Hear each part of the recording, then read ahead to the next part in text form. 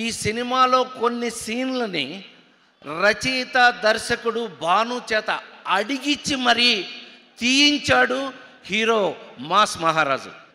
నాకు ఎంత ఆశ్చర్యం వేసింది అని అంటే, నా మీద ఆ సీన్లు తీశాక తను చూసి నాకు చెప్పి అనే కరెక్ట్.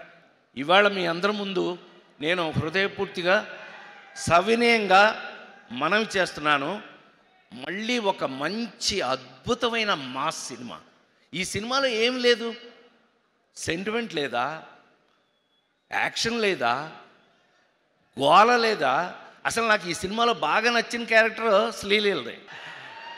ఏమండి, గుండె మీద చేసి చెప్తున్నాను, 2 రాష్ట్రాలు, తెలంగాణ ఆంధ్రప్రదేశ్ 2 రాష్ట్రాల గవర్నమెంట్లు కూడా మమ్మల్ని మెచ్చుకోకపోతే ఈ సినిమా చూసిన తర్వాత చీయనండి.